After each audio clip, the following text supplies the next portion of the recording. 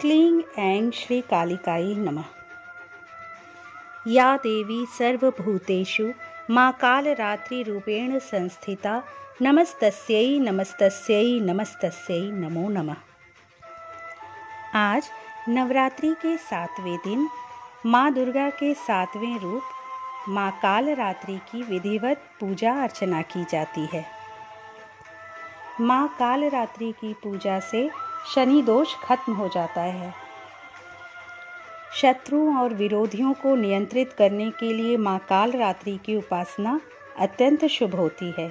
इनकी उपासना से भय, दुर्घटना और रोगों का नाश होता है। कालरात्रि की उपासना से नकारात्मक ऊर्जा या तंत्र मंत्र का असर नहीं होता। मां कालरात्रि हम सबके जीवन को सुख, शांति और समृद्धि से भरते। दोस्तों, आज नवरात्रि के 7वें दिन दुर्गा सप्तशती के 9वें और 10वें अध्याय का हम लोग भक्ति भाव से श्रवण करेंगे। 9वां अध्याय निशुंभ वध। ध्यान। मैं अर्धनारीश्वर के श्री विग्रह की निरंतर शरण लेती हूँ। उसका वर्ण बंदूक, पुष्प और सुवर्ण के समान रक्तपीत मिश्रित है। वह अपनी भुजाओं में सुंदर अक्षमाला, पाश, अंकुश और वरद मुद्रा धारण करता है। अर्धचंद्र उसका आभूषण है तथा वह 3 नेत्रों से सुशोभित है। राजा ने कहा, भगवन, आपने रक्तबीज के वध से संबंध रखने वाला देवी चरित्र का यह अद्भुत महात्म्य मुझे बतलाया। अब रक्त बीज के मारे जाने पर अत्यंत क्रोध में भरे हुए शुंभ और निशुंभ ने जो कर्म किया उसे मैं सुनना चाहता हूँ। ऋषि कहते हैं, राजन, युद्ध में रक्त बीज तथा अन्य दैत्यों के मारे जाने पर शुंभ और निशुंभ के क्रोध की सीमा न रही। अपनी विशाल सेना इस प्रकार मारी जाती देख निशुंभ अमर्ष में भरकर देवी की ओर दौड़ा। उसके साथ असुरों की प्रधान सेना थी। उसके आगे पीछे तथा पार्श्व भाग में बड़े बड़े असुर थे जो क्रोध से ओट चबाते हुए देवी को मार डालने के लिए आए। महापराक्रमी शुंभ भी अपनी सेना के साथ मातृगणों से युद्ध करके क्रोधवश चंडिका को मारने के लिए आ पहुंचा। तब देवी के साथ शुंभ और निशुंभ का घोर संग्राम छिड़ गया। वे दोनों दैत्य मेघों की भांति बाणों की भयंकर वृष्टि कर रहे थे। उन दोनों के चलाए हुए बाणों को चंडिका ने अपने बाणों के समूह से तुरंत काट डाला और शस्त्र समूहों की वर्षा करके उन दोनों दैत्यपतियों के अंकों में भी चोट पहुंचाई। निशुंभ ने तीखी तलवार और चमकती हुई ढाल लेकर देवी के श्रेष्ठ वाहन सिंह के मस्तक पर प्रहार किया। अपने वाहन को चोट पहुंचने पर देवी ने क्षुरप्र नामक बाण से निशुंभ की श्रेष्ठ तलवार तुरंत ही काट डाली और उसकी ढाल को भी, जिसमें 8 चांद जड़े थे, खंड खंड कर दिया। ढाल और तलवार के कट जाने पर उस असुर ने शक्ति चलाई, किंतु सामने आने पर देवी ने चक्र से उसके भी 2 टुकड़े कर दिए।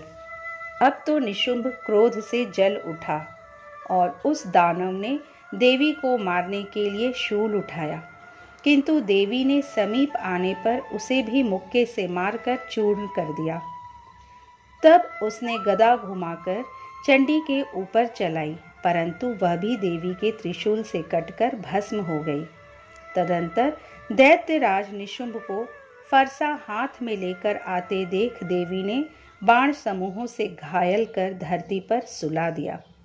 उस भयंकर पराक्रमी भाई निशुंभ के धाराशायी हो जाने पर शुंभ को बड़ा क्रोध हुआ और अंबिका का वध करने के लिए वह आगे बढ़ा। रथ पर बैठे बैठे ही उत्तम आयुधों से सुशोभित अपनी बड़ी बड़ी 8 अनुपम भुजाओं से समूचे आकाश को ढककर वह अद्भुत शोभा पाने लगा। उसे आते देख देवी ने शंख बजाया और धनुष की प्रत्यंचा भी अत्यंत दुस्सह शब्द किया। साथ ही अपने घंटे के शब्द से जो समस्त दैत्य सैनिकों का तेज नष्ट करने वाला था, संपूर्ण दिशाओं को व्याप्त कर दिया। तदंतर सिंह ने भी अपनी दहाड़ से, जिसे सुनकर बड़े बड़े गजराजों का महान मद चूर हो जाता था, आकाश, पृथ्वी और 10 दिशाओं को गुंजा दिया। फिर काली ने आकाश में उछलकर अपने दोनों हाथों से पृथ्वी पर आघात किया। उससे ऐसा भयंकर शब्द हुआ जिससे पहले के सभी शब्द शांत हो गए। तत्पश्चात शिवदूती ने दैत्यों के लिए अमंगलजनक अट्टहास किया। इन शब्दों को सुनकर समस्त असुर थर्रा उठे, किंतु शुंभ को बड़ा क्रोध हुआ। उस समय देवी ने जब शुंभ को लक्ष्य करके कहा, ओ दुरात्मन, खड़ा रह, खड़ा रह, तभी आकाश में खड़े हुए देवता बोल उठे, जय हो, जय हो। शुंभ ने वहां आकर ज्वालाओं से युक्त अत्यंत भयानक शक्ति चलाई। अग्निमय पर्वत के समान आती हुई उस शक्ति को देवी ने बड़े भारी लूके से दूर हटा दिया। उस समय शुंभ के सिंहनाद से तीनों लोग गूंज उठे।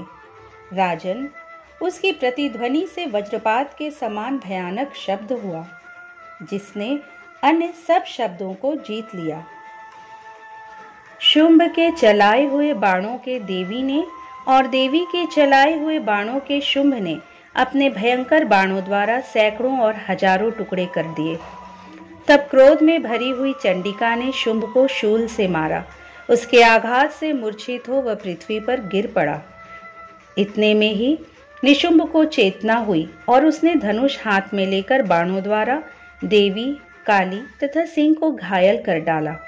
फिर उस दैत्यराज ने 10,000 बाहें बनाकर चक्रों के प्रहार से चंडिका को आच्छादित कर दिया।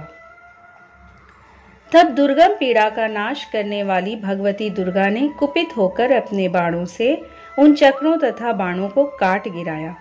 यह देख निशुंभ दैत्य सेना के साथ चंडिका का वध करने के लिए हाथ में गदा ले बड़े वेग से दौड़ा। उसके आते ही चंडी ने तीखी धार वाली तलवार से उसकी गदा को शीघ्र ही काट डाला। तब उसने शूल हाथ में ले लिया। देवताओं को पीड़ा देने वाले निशुंभ को शूल हाथ में लिए आते देख चंडिका ने वेग से चलाए हुए अपने शूल से उसकी छाती छेद डाली।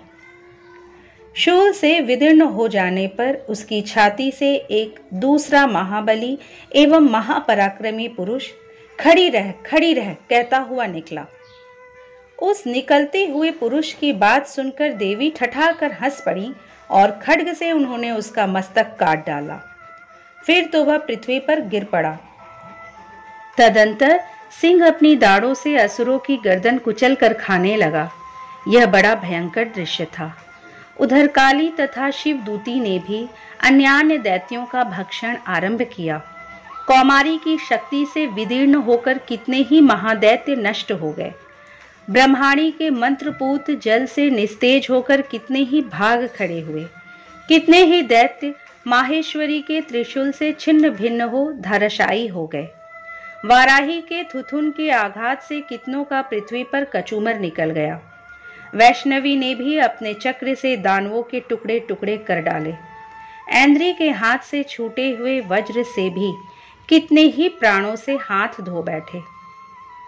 कुछ असुर नष्ट हो गए, कुछ उस महायुद्ध से भाग गए तथा कितने ही काली, शिवदूती तथा सिंह के ग्रास बन गए। इस प्रकार श्री मार्कंडेय पुराण में सावर्णिक मनवंतर की कथा के अंतर्गत देवी महात्म्य में निशुंभ वध नामक 9वां अध्याय पूरा हुआ। 10वां अध्याय शुंभ वध। ध्यान। मैं मस्तक पर अर्ध चंद्र धारण करने वाली शिव शक्ति स्वरूपा भगवती कामेश्वरी का हृदय में चिंतन करती हूँ।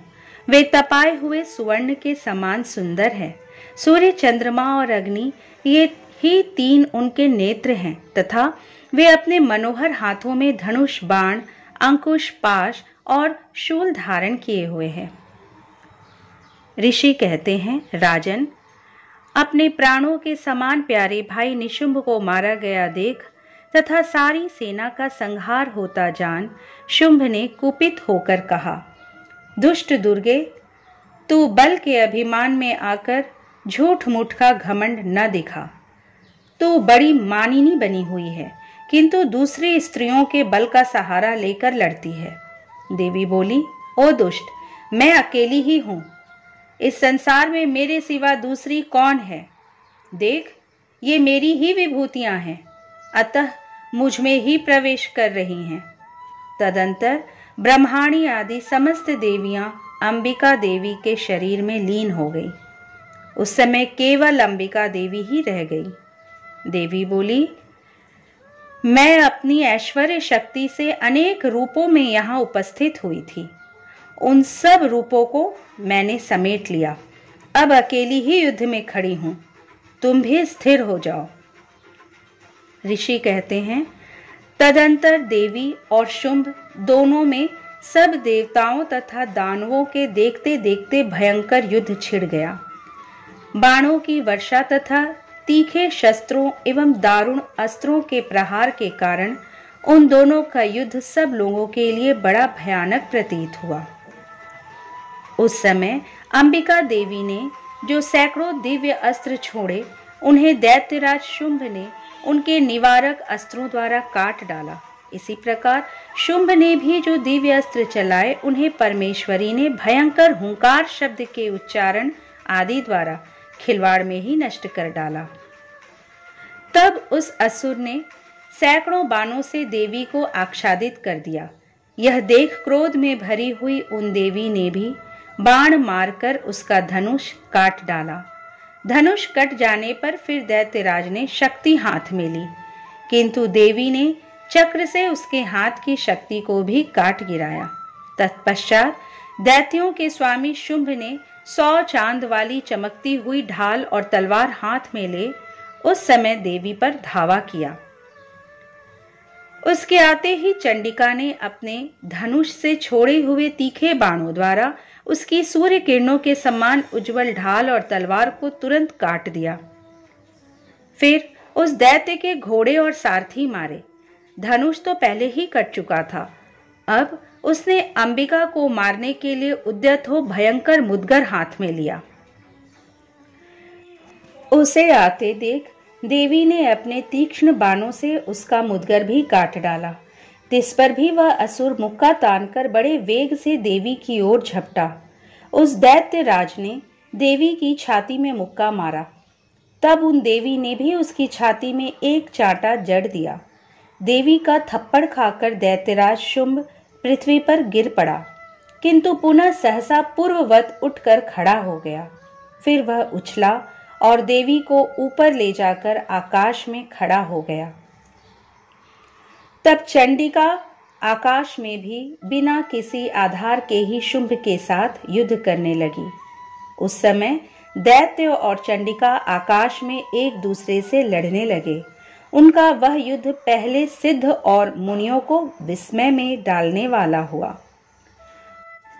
फिर अंबिका ने शुंभ के साथ बहुत देर तक युद्ध करने के पश्चात उसे उठाकर घुमाया और पृथ्वी पर पटक दिया। पटके जाने पर पृथ्वी पर आने के बाद वह दुष्टात्मा दैत्य पुनः चंडिका का वध करने के लिए उनकी ओर बड़े वेग से दौड़ा। तब समस्त दैत्यों के राजा शुंभ को अपनी ओर आते देख देवी ने त्रिशूल से उसकी छाती छेद कर उसे पृथ्वी पर गिरा दिया। देवी के शूल की धार से घायल होने पर उसके प्राण पखेरु उड़ गए और वह समुद्रों, द्वीपों तथा पर्वतों सहित समूची पृथ्वी को कपाता हुआ भूमि पर गिर पड़ा। तदंतर उस दुरात्मा के मारे जाने पर संपूर्ण जगत प्रसन्न एवं पूर्ण स्वस्थ हो गया तथा आकाश स्वच्छ दिखाई देने लगा। पहले जो उत्पात सूचक मेघ और उल्कापात होते थे वे सब शांत हो गए तथा उस दैत्य के मारे जाने पर नदियां भी ठीक मार्ग से बहने लगी। उस समय शुंभ की मृत्यु के बाद संपूर्ण देवताओं का हृदय हर्ष से भर गया और गंधर्वगण मधुर गीत गाने लगे। दूसरे गंधर्व बाजे बजाने लगे और अप्सराएं नाचने लगी। पवित्र वायु बहने लगी। सूर्य की प्रभा उत्तम हो गई। अग्निशाला की बुझी हुई आग अपने आप प्रज्वलित हो उठी। तथा संपूर्ण दिशाओं के भयंकर शब्द शांत हो गए। इस प्रकार श्री मार्कंडेय पुराण में सावर्णिक मनवंतर की कथा के अंतर्गत देवी महात्म्य में शुंभ वध नामक 10वां अध्याय पूरा हुआ। और अब हम सब मां भगवती की आरती करेंगे। ओम जय अम्बे गौरी मैया, जय श्यामा गौरी। मैया जी को निश दिन ध्यावत, तुमको निश दिन ध्यावत, हरि ब्रह्मा शिवरी। ओम जय अम्बे गौरी, मांग सिंदूर विराजत, टीको मृद मद को, उज्ज्वल से दो नैना चंद्र बदननी को।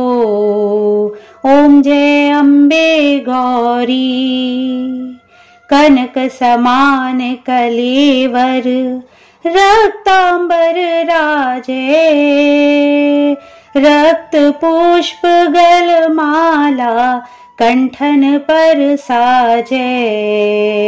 ओम जय अम्बे गौरी, के हरिवाहन राजत, खड्ग खपर धारी, सुर नर मुनि जन सेवत, तिनके दुख हारी। ओम जय अम्बे गौरी, कानन कुंडल शोभित, नासाग्रे मोती, कोटिक चंद्र दिवाकर, राजत समज्योति। ओम जय अम्बे गौरी, शुंभ निशुंभ विदारे, महिषासुर धाती, धूम्र विलोचन नैना, निश दिन मधुमाती। ओम जय अम्बे गौरी, चंड मुंड संहारे, शोणित बीज हरे, मधुकैटभ दो मारे, सुर भयहीन करे। ओम जय अम्बे गौरी, ब्रह्माणी रुद्राणी, तुम कमला रानी, आगम निगम बखानी, तुम शिव पट रानी। ओम जय अम्बे गौरी, 64 योगिनी मंगल गावत, नृत्य करत भैरो, बाजत ताल मृदंगा, और बाजत डमरू। ओम जय अम्बे गौरी, तुम ही जग की माता, तुम ही हो भरता, भक्तन की दुख हरता, सुख संपत्ति करता। ओम जय अम्बे गौरी, भुजाचार अति शोभित, वर मुद्राधारी, मन वांछित फल पावत, सेवत नर नारी।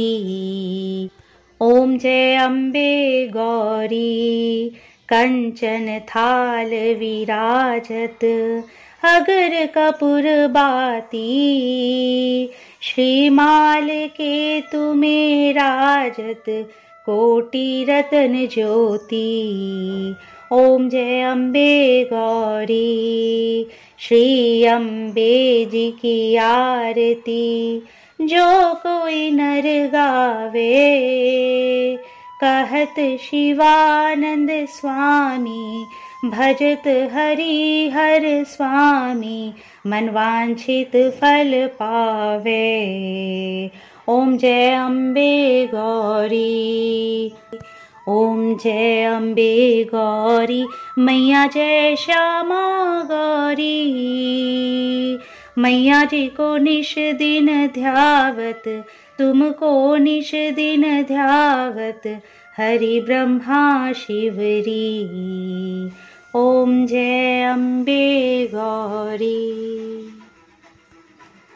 दोस्तों, आशा करती हूँ कि आप सभी को आज की ये वीडियो ज़रूर पसंद आई होगी। अगर वीडियो पसंद आई हो तो इसे लाइक कीजिए और ज़्यादा से ज़्यादा शेयर करके पुण्य के भागी बनिए। अगर आप चैनल पर पहली बार आए हैं या अब तक इसे सब्सक्राइब नहीं किए हैं तो प्लीज़ इसे सब्सक्राइब करके बेल आइकन को ज़रूर प्रेस कीजिए, जिससे आपको आने वाले वीडियोस की नोटिफिकेशंस मिलती रहेंगी। आपसे फिर कल मिलेंगे एक नए वीडियो में। जय माता दी।